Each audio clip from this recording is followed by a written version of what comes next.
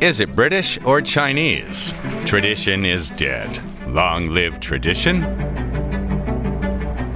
If you put the question if it's the MG British or Chinese, I would say it's international. It is the best of two cultures. We don't play anymore on nationalities, we play on global.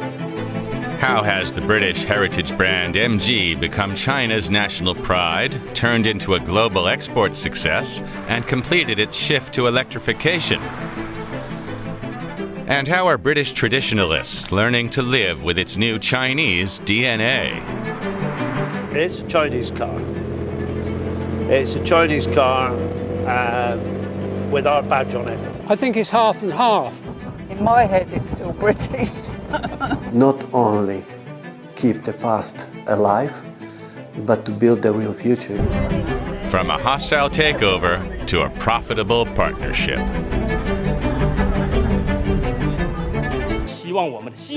Bringing together the strengths of the West and the wisdom of the East to shape the future together. Is this British-Chinese success story a role model for Europe's car makers? Small, light, and fast, the MG has become a global symbol of driving pleasure. It feels lusty. Very special. It's an extreme pleasure to drive. You feel the car, you smell the car. More than 100 years ago in Oxford, production began on fast yet affordable sports cars. Cars ordinary people could actually buy. Before long, the MG brand had become an inseparable part of everyday life in Britain. It's a little bit more than just a car. It's all part of the English heritage. But then, in 2005, this jewel of British automotive culture was sold to a Chinese car manufacturer.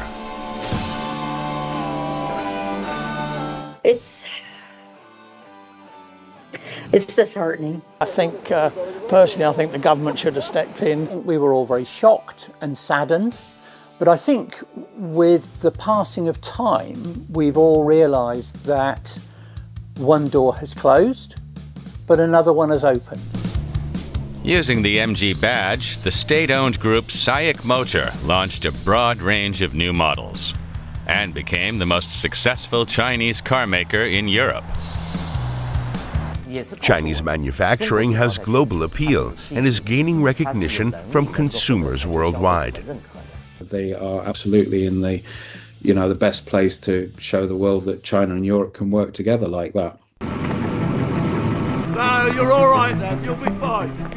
Land's End in Cornwall at the break of dawn. Amid driving wind and rain, Andy Smith waves the starting flag at the British Odyssey, a legendary event for the international MG community.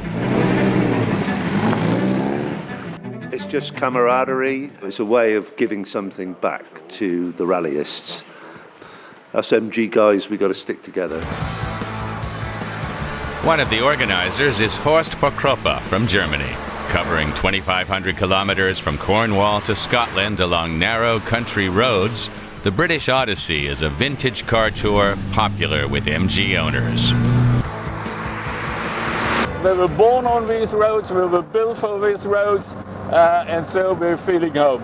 It's just wonderful driving. So you sit in the car, you're in the car, you're part of the car, and the street is yours.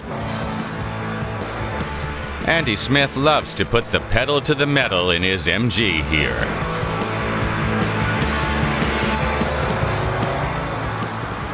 On the roads of Britain, it's a fabulous driving machine. There's just nothing to beat it in terms of its history, I suppose, its Britishness. It's endemic in our history. It keeps you in touch with your roots and your past.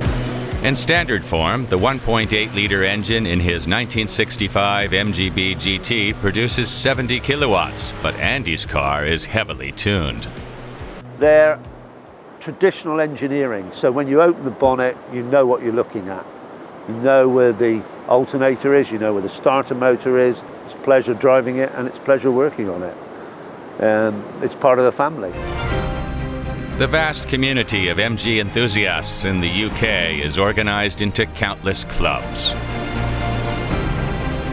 Here, the MG Club of Cornwall gathers for an event. For hours, members talk shop and debate about cars they all feel a deep connection to, both emotionally and personally.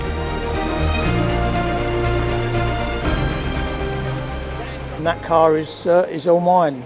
I lost my wife a little while ago, and I've now renamed the car Patty in her name. My father obviously very fond of MGs, and then when he passed about 10 years ago, I decided to buy an MG in his memory. About 12 years ago, I had a new girlfriend, and while we were talking, she admitted that she had a green MG BGT tucked away in the garage of an old boyfriend.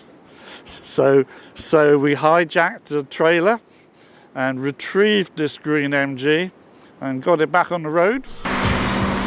In recent times, Chinese MG models have been appearing more and more often in the MG Club's convoy. I'm an MG fan. I wanted a car, everyday use, that had an MG badge on it.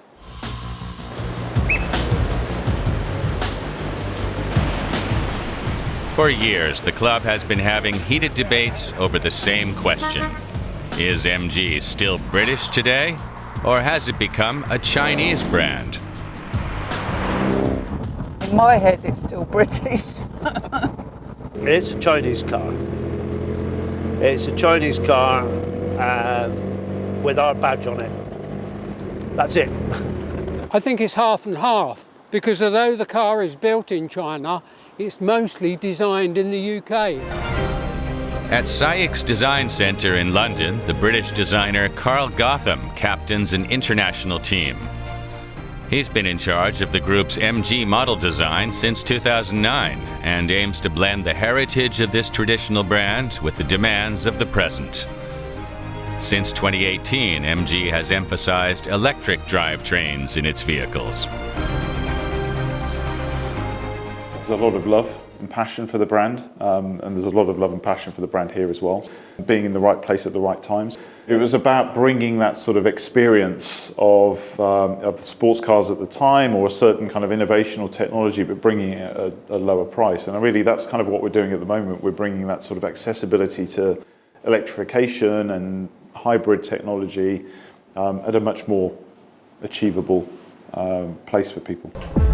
Gotham has also designed a fully electric two-seater roadster for MG, the Cyberster, which hit the market in 2023. It clearly carries the DNA of MG sports cars from the 1950s and 60s.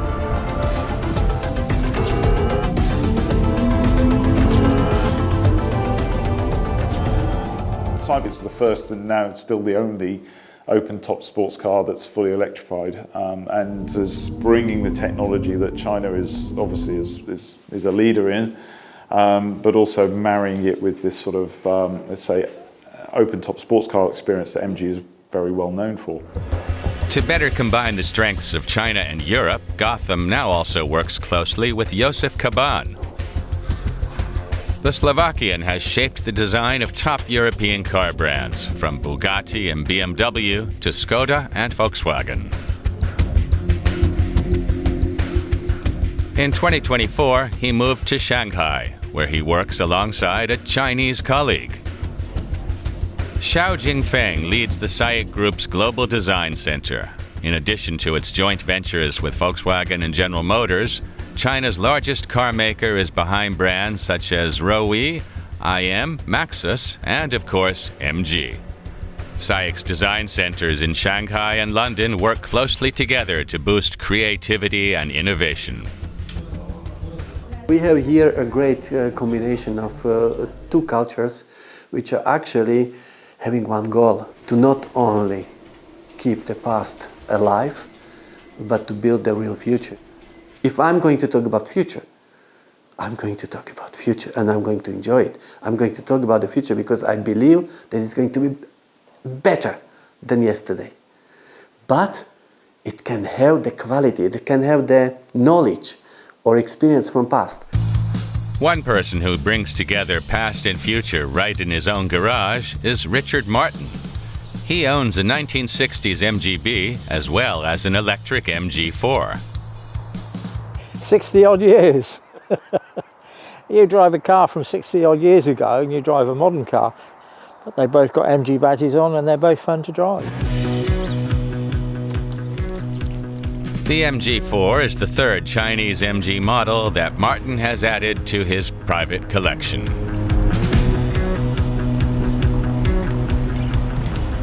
So things have improved over the years. The quality of the cars was never bad, certainly in our experience. He's owned many classic MGs, and every time he climbs into an MGB, memories from his youth come flooding back. It's given me a lot of memories since we've been involved with MGs. It was an MG midget I had back then, but yeah, my wife always said it was the car she fancied, not the owner, and it took her a long time to finally get a date with me. Martin is the honorary chairman of the 95-year-old MG Car Club, whose headquarters, Kimber House, is right next to the remains of the former MG factory in Abingdon. This is where iconic British cars were made for 50 years, starting in 1929.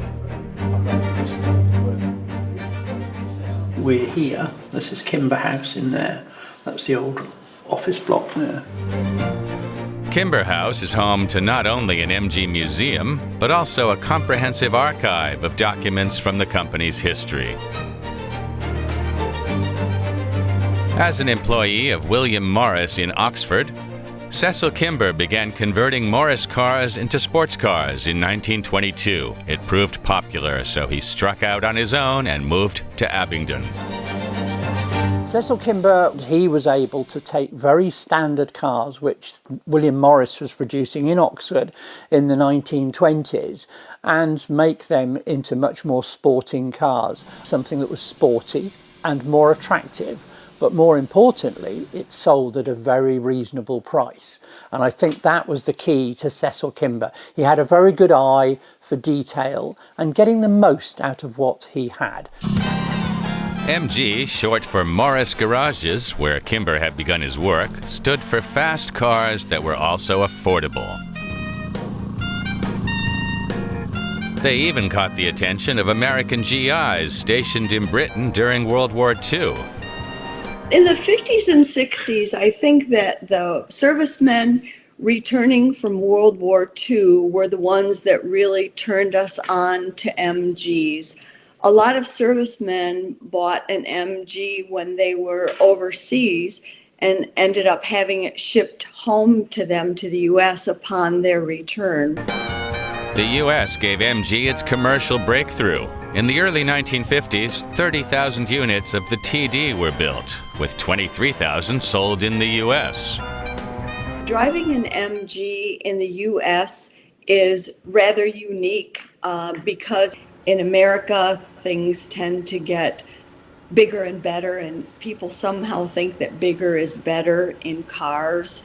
And so, you know, if you look at the cars of the 50s and 60s, the American cars, I call them land yachts. They were just so big. In the U.S., a huge classic MG fan community still exists today. The MG spirit is celebrated at countless events organized by hundreds of clubs in every state. For them, MG stands for freedom. After work, if I go home, start up my MG and drive it down the road, I feel like my troubles are just blowing right off of me. A passion for MGs that's been handed down through generations. My name is Melissa Gonzalez, and I have no middle name, so I always thought my mom and dad named me after the MG. Driving an MG to me, especially the LE that I have, that was my mom and dad's, it's going to sound weird, but when I'm driving it, I feel the embrace of my mom and dad's hugs around me. So like they're my seatbelts. And I feel spiritual in driving this MG for some reason. I can't explain it. After its success in the US, MG really took off in the mid-1950s. The new MGA made its debut at the 24 Hours of Le Mans. Motorsport has always been important for MG. The British racing legend Stirling Moss, seen here during a record attempt in a special MG, is inseparably linked to it. He also scored many victories with the MGA's successor, the MGB, like the one seen here.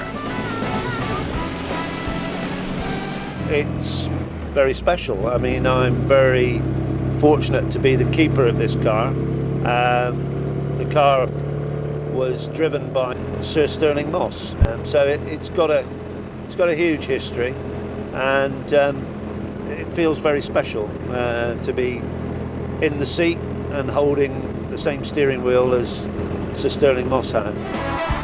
The MGB, launched in 1962, sold 500,000 units worldwide as both a roadster and a coupe, making it the best-selling sports car of its time. Queen Elizabeth drove an MGB, as did her son, Prince Charles, and musicians like the Rolling Stones bassist Bill Wyman and Sting. In Britain, MG became a way of life.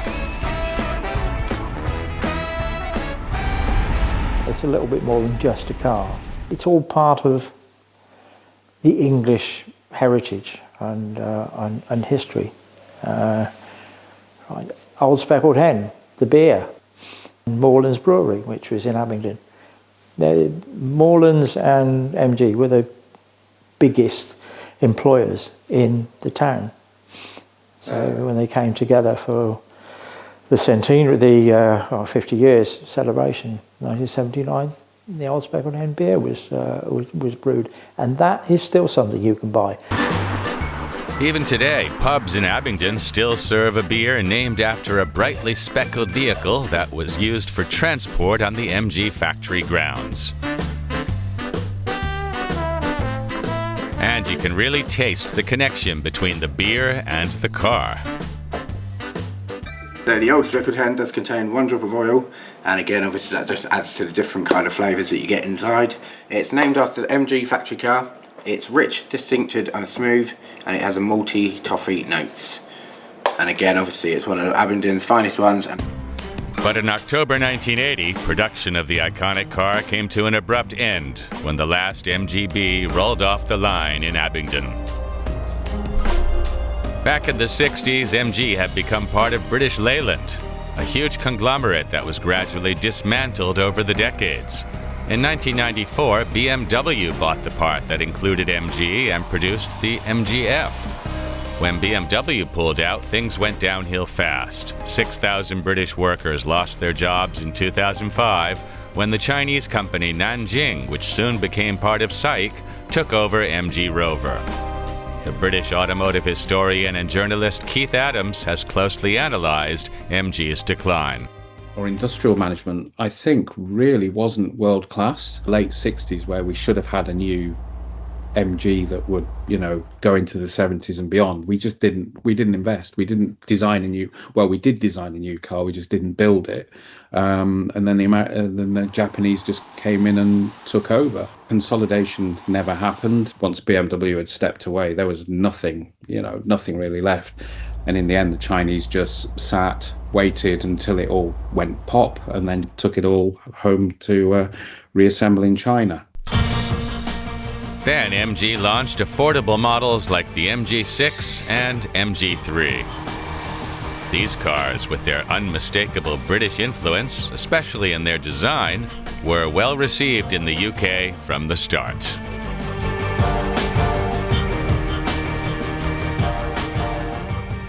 Here in the UK, someone will say, "Oh yeah, I bought an MG," and that's familiar. But if you say I bought a BYD or a Cherry, And obviously the badge being something that people maybe do recognise, that certainly helps. Definitely helps for us. So. I think it's price. It's price driven. I don't think it's the Octagon. I think the Octagon comes with it, and if you've got a sense of car history, that's a bonus.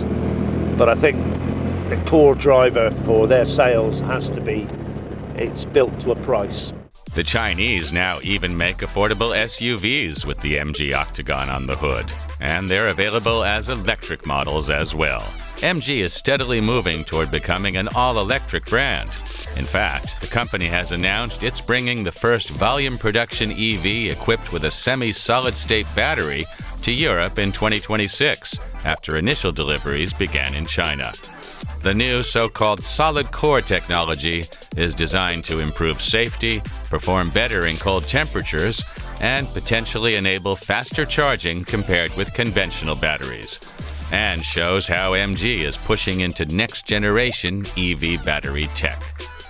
Automotive expert Stefan Bratzel has studied the sales of Chinese brands in Europe, where MG sold around 300,000 vehicles in 2025. Yeah, MG is really the best performing Chinese car manufacturers in Europe. It's a 10-fold increase since the year 2020 in Europe, and this is really remarkable. Somehow, MG seems to be doing quite well managing the balance between past and future. We have big transformation towards electromobility, and these traditional brands have to adapt their image towards these new technological trends, and we see with some brands that are struggling a bit. Heritage brands like to emphasize their long history and success, and their commitment to staying true to their values for customers. Obviously, the danger with that is that you don't move as fast as those that are free from any legacy. European MG designers know how fast you can fall behind the times. Joseph Caban has put his mark on a wide range of cars. He designed the Bugatti Veyron, gave shape to the BMW Z4, created Skoda's new design language, and designed the ID Buzz along with other electric VWs. You always think to find the answer, but you learning later on that you can always learn more. Many people trying always to put things in the boxes. And by learning over the time, I find it out, maybe this is the biggest problem what we do. We are trying to hold on it. But in the moment when you let free, it starts to grow. And so, with an open mind, Caban moved to Shanghai to start working in a completely new environment. This difference in the cultures is actually, the diversity is actually exactly what is the value. Diversity is in a way actually the opportunity to create always something new. And Joseph Caban and Carl Gotham are surprised by their colleagues every single day. There's always a feeling like anything's possible, and why not? We can do anything, which is a slightly different attitude to the West, where it's a little bit more. No, we've always done it this way, so we just carry on doing it this way, but we just do it a little bit better, a little bit better, a little bit. The new player, the young player in the game brings always unexpected energy. I would say they are like teenagers. In the terms of teenager, the teenager is not afraid of anything. He's just going to do great things, but even mistakes, he don't care because he knows the future belongs to him. The team at SAIC in Shanghai have high ambitions. They want to completely reinvent mobility, but not on their own. We promote a globally transformative culture, bringing together the strengths of the West and the wisdom of the East to shape the future together. This philosophy of cooperation is also driven by carefully calculated business goals. If you put the question if it's the MG British or Chinese, I will say it's international. It is the best of two cultures. We don't play anymore on nationalities, we play on global. We are actually in the period of time where the world is the next playground, and it is important to succeed there. It doesn't matter where the car comes from. If it's exciting and it's interesting, then people are going to buy it. The MG Cyberster, seen here as a coupe concept, demonstrates that Chinese cars can excel at more than just price and efficiency. In true European tradition, this car was crafted with emotion and passion. They are absolutely in the best place to show the world that China and Europe can work together like that. We want that the car is like ambassador going around the world and showing how the MG team or the cultures can cooperate. This may be even a little bit symbolic in it to show that cooperation of more cultures is advantage. British MG fans take the changes in stride, sitting behind the wheel of their favorite cars. Times may change, but they're certain MG will live on. Each incarnation of the brand is just a chapter. It's an age thing as well, a generation thing. In the 60s, what we were looking for, two-seater sports car and fun. And that same age group now have different thoughts on cars that they want. You evolve or you die. There is a switchover, so it's happening. There's no question about that, and you have to sort of weigh it up where you are in the buying cycle. But in the meantime, I can live my passion in an ex-Sterling Moss car, and I can still get petrol for it. So that's one good thing. MG, a brand with an exciting past and perhaps an even more thrilling future. Could it become an example of how China and Europe can work together on equal terms? Of how the global automotive industry can thrive across borders? And could it be a role model for European car makers? What do you think? Let us know in the comments, and don't forget to subscribe to Rev.